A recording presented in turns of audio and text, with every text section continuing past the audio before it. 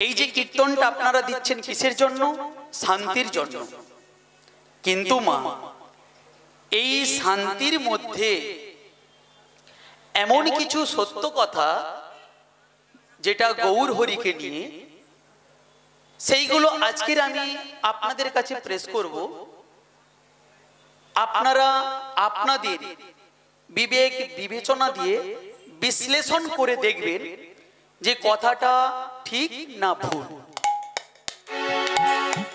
কারণ বাবা, উত্তেজিত হয়ে একটা ফালতু কথা বলা, একটা গালাগাল দেয়া এক সেকেন্ডের ব্যাপার, কি বাবা, তাই তো? কিন্তু সেই কথাটা বিচার বিশ্লেষণ করে ভাবাটা অনেক বড় ব্যাপার। কারণ এই হরিবাসরে এমন কোন কীর্তনিয়া আসেনি যে চৈতন্য চরিতামৃত নিয়ে কথা বলেছে তো? ওরা শুধু দেখায় কি যে এই চৈতন্য চরিতামৃত গ্রন্থকে নিয়ে শুধু নাকি আমার গৌরাঙ্গ মহাপ্রভুকে চেনা যায়। তা আমি কি বলবো যে বাবা, আমার গৌর হরিকে চেনার জন্য আর কি কোনো গ্রন্থ আমরা পড়তে পারি না? নাকি আর যে সমস্ত গ্রন্থগুলো রয়েছে সেগুলো সব ভুল? যে কোনো গ্রন্থই হোক না কেন, আমাদের বাস্তবের সঙ্গে মিলিয়ে দেখতে হবে যে গ্রন্থের মধ্যে কথাগুলো লেখা আছে সে কথাগুলো আমাদের বাস্তবের সঙ্গে, ঐতিহাসিকদের সঙ্গে, বিজ্ঞানের সঙ্গে মিলছে কি। কারণ এই যে হরিবাসর, আপনারা ওই জায়গা থেকে বসে আমার কীর্তন শুনছেন এই মাইক্রোফোনের দ্বারা, এটাও কিন্তু বিজ্ঞানের দান। তাই বলে এই নয় যে আমরা গৌর হরিকে অবমাননা করব, সেটা তো করতে পারি না। কারণ গৌর হরি আমাদের এসেছিল বলে সেই জন্য আজকের আপনারা একত্রিত হয়ে বসে কীর্তন শুনছেন। তা আপনাদের কাছ থেকে একটু অনুমতি নিয়ে নিই। আপনারা যদি অনুমতি দেন তাহলে আমি চৈতন্য চরিতামৃত ছাড়া অন্য যে গ্রন্থ থেকে গৌরাঙ্গ মহাপ্রভুর অরিজিনাল প্রেক্ষাপট, অরিজিনাল ইতিহাস, সেটা আমি প্রেস করব। আপনারা যদি বলেন তাহলে আমি বলবো, তা না হলে বলবো না। কি বলছেন মায়েরা? বাবা কি বলছেন বলবো? একটু বলবো তো। কারণ আপনারা এই হরিবাসরে এসেছেন, অনেক এমন কথা আছে যেটা আপনারা কোনোদিন শোনেননি, কোনোদিন জানেননি। আর আমরা এসেছি সেই সমস্ত গৌরাঙ্গ মহাপ্রভুর প্রেক্ষাপট তুলে ধরার জন্য। এই যে আজকের আমাদের গৌরাঙ্গ মহাপ্রভু চৈতন্য চরিতামৃত মতে, অনেকে কিন্তু গ্রন্থের নামটা ভুল বলে বাবা, চৈতন্য চরিতামৃত, কি বাবা, তাই তো? মাস্টারমশাই বলে তো, মৃত ময়ের রিকার ত কি হয় বাবা, মৃত না মৃত? তাহলে চৈতন্য চরিতামৃত, এই চৈতন্য চরিতামৃত গ্রন্থের মতে বলে কি আমার গৌরাঙ্গ মহাপ্রভু অবতার, আবার কেহ বলে অবতরী, আবার অনেকে বলে এ নাকি রাধা গোবিন্দ মিলিত বিগ্রহ মহাপ্রভু। অনেকে বলে আমার নিমাই নাকি কৃষ্ণ। ঠিক আছে বাবা, আমি এই চৈতন্য চরিতামৃত থেকে দুটো প্রমাণ দিচ্ছি, আপনারা একটু মিলিয়ে দেখুন। আমার নিমাই যদি সত্যি সত্যি কৃষ্ণ হবে, কৃষ্ণ মানে কি মা? কৃষ্ণকে সে অন্তর্যামী, কি বাবা, তাই তো? অন্তর্যামী মানে সে অন্তরের কথা আগে থেকে বুঝতে পারি এবং এই বিশ্ব ব্রহ্মাণ্ডে কি হচ্ছে, কোথায় কে কেমন আছে সে জানতে পারে, কি বাবা, তাই তো? তাহলে দেখুন, যখন নিমায়ের স্ত্রী, নিমায়ের পত্নী লক্ষ্মীপ্রিয়া, তাকে যখন সাপে কামড়ালো, লক্ষ্মীপ্রিয়া মারা গেল, কি বাবা, ঠিক তো? তাহলে আমার নিমাই যদি সত্যি সত্যি কৃষ্ণ হবে তাহলে সে এসে তো লক্ষ্মী প্রিয়াকে বাঁচিয়ে দিতে পারত, কি বাবা পারতো না? এই কৃষ্ণের কাহিনী দাপর যুগে দেখুন, কালিয়া দমনের সময় যখন সখারা ওই কালীয় দহের জল পান করেছিল, তারা মারা গিয়েছিল, কৃষ্ণ বাঁচিয়ে দিয়েছিল তো? কি বাবা বলুন, একটু কথা বলবেন। বাঁচিয়ে দিয়েছিল। তাহলে সেই কৃষ্ণ যদি আমাদের কলিযুগে নিমাই হবে, সে কেন লক্ষ্মী প্রিয়াকে বাঁচাতে পারলো না? একটা গেল। আরেকটা বলছি, যখন বিশ্বরূপ 16 বছর বয়সে সচী মায়ের ঘর ছেড়ে চলে গেল, তখন নিমাইয়ের বয়স কত? 5 বছর। কারণ বিশ্বরূপের থেকে আমার নিমাই 11 বছরের ছোট। এবার আজকের আমার নিমাই যখন যুবক হলো, একদিন সচী মা বলছে, বাবা তুই তো আমার আদরের ধন, আদরের মানিক বাবা, তবে তোকে আমি একটা কথা বলছি বাবা, তবে তোকে আমি একটা কথা বলছি বাবা, তোর দাদা অনেক দিন হলো এই ঘর ছেড়ে চলে গেছে, তা বাবা তুই কি পারিস না তোর দাদাকে ফিরিয়ে আনতে? নিমাই তখনও বলেছিল, মাগো মা, আমার দাদা কোথায় চলে গেছে সেটা আমি কেমন করে জানবো? দেখ বাবা, তুই আমার পুত্র, আমি জানি তুই জানিস না, কিন্তু তাও এই মায়ের কথা রাখতে তুই একটু তো খোঁজ করতে পারিস যে তোর দাদা কোথায় গেল। একটিবার দেখ না বাবা খুঁজে। আমার নিমাই গিয়েছিল সচী মায়ের কথা রাখতে খুঁজতে, কিন্তু বাবা খুঁজে আনতে পেরেছিল কি? কি বাবা বলুন, বিশ্বরূপকে খুঁজে আনতে পেরেছিল? পারেনি তো। তাহলে আপনাদের মতে, গ্রন্থ মতে, যদি আমার নিমাই কৃষ্ণ হবে, তাহলে সে জানতো না বাবা যে বিশ্বরূপ কোথায় আছে? এটা জানা তো জরুরি, তো অবশ্যই জরুরি, কিন্তু সে বলল আমি পারবো না, সে খুঁজে আনতে পারেনি। তাহলে আমার নিমাই যদি তার দাদাকে খুঁজে আনতে পারলো না, কোথায় গেল, তাহলে আমার নিমাই কেমন করে কৃষ্ণ হয়, অন্তর্যামী হয়? এটা একটু বিচার বিশ্লেষণ করে দেখবেন। কোনো ঝগড়া নয়, কোনো অশান্তি নয়, ঠান্ডা মাথায় বুঝুন। কারণ মানুষের মাথা গরম হয়ে গেলে কি বলতে কি বলে ফেলে তার হুঁশ জ্ঞান থাকে না।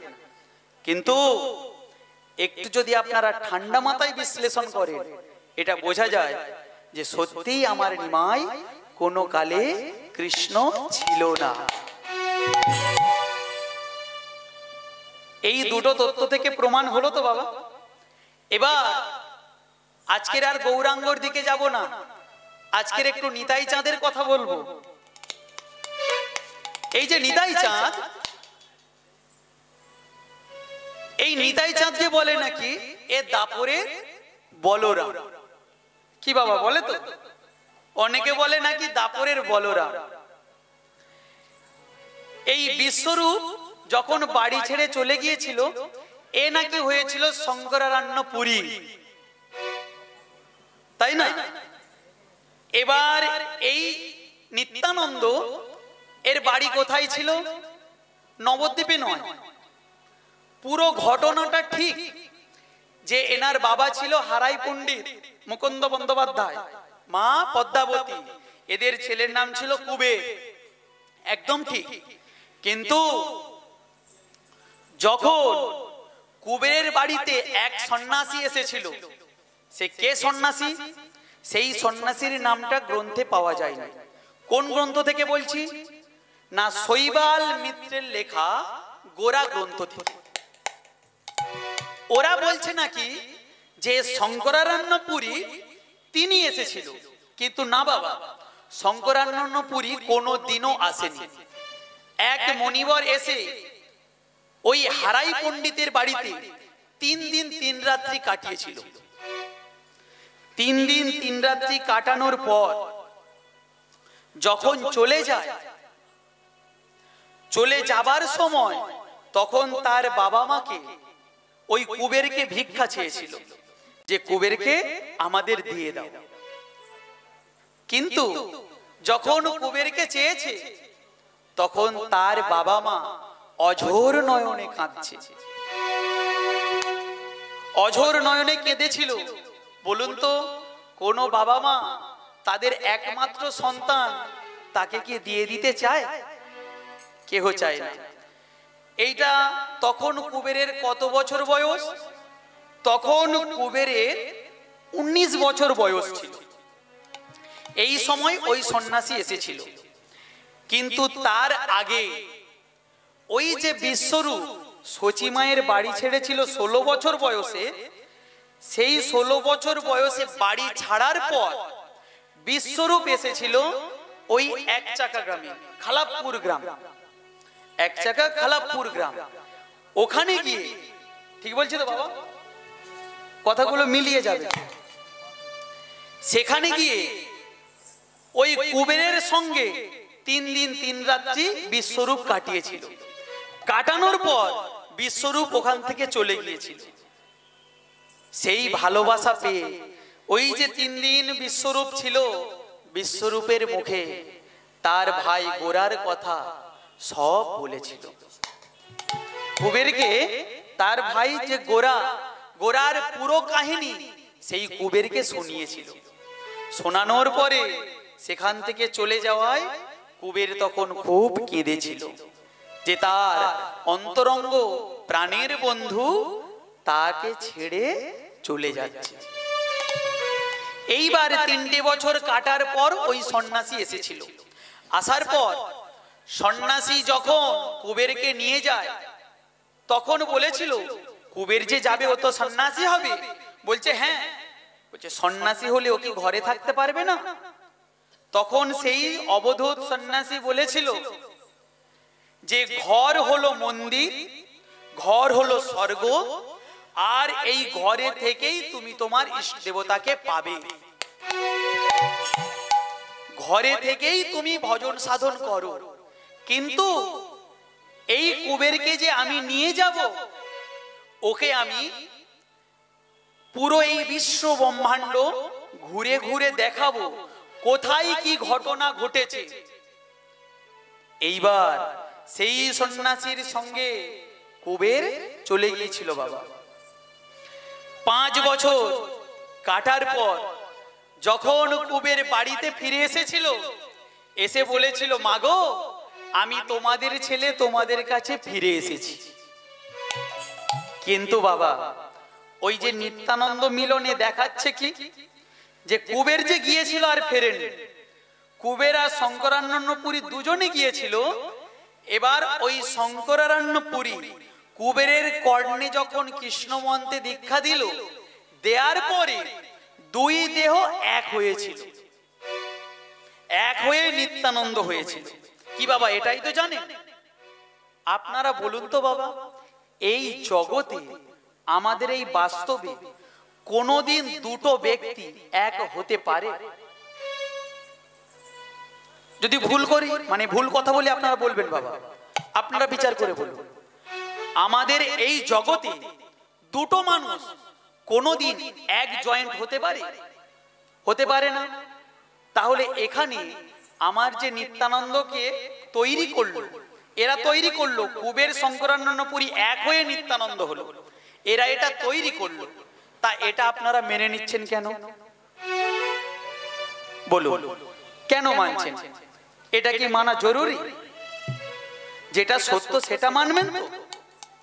এইবার শুনুন, ওই কুবের যখন বাড়ি ফিরেছিল তখন কুবের মাকে বলেছিল যে মাগো আমি আর এখানে থাকবো না, আমি যাব সেই নদিয়া নবদ্বীপ ধামে।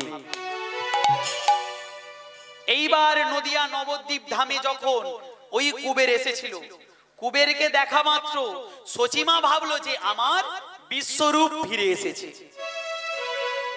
তখন কুবের বলল যে মা আমি তোমার বিশ্বরূপ নই, আমি তোমার কুবের। বলে তোমার মুখ তো সেই একই রকম দেখতে, আমি তো ভাবলাম তুমি আমার বিশ্বরূপ। তা তুমি যখন আমার বড় ছেলে হয়ে এসেছো, তা তুমি আমার দায়িত্ব নেবে তো? কুবের তখন বলেছিল, মাগো আজ থেকে আমি তোমার সব দায়িত্ব নিলাম। মাগো, এই কুবেরের কর্ণমূলে শঙ্করানন্দপুরী কোনোদিনও দীক্ষা দেয়নি। ইনি কার শিষ্য ছিল না? 132 বছর বয়স লক্ষ্মীপতির শেষ শিষ্য ছিল এই কুবের, যিনি অদ্বৈতাচার্যের গুরু। এবার এই কুবেরকে অদ্বৈত আচার্য কোনোদিনও মেনে নিতে পারে যে এ এক অবধূত সন্ন্যাসী, এ মোটেও বৈষ্ণব নয়। একদিন শিবাসাঙ্গিনায় কীর্তন করতে করতে আমার গৌরাঙ্গ মহাপ্রভু অদ্বৈতর কানে কানে বলছে, ওহে অদ্বৈত, এই কুবেরই হলো আমাদের এই কলিযুগে নিত্যানন্দ। গ্রন্থে তা প্রমাণিত। এই কুবেরই নিত্যানন্দ হয়েছে, কিন্তু কোনোদিনও দুটো মানুষ এক হয়ে একজন হতে পারে না। কি মা, এবার বুঝতে পারলেন তো কে নিত্যানন্দ?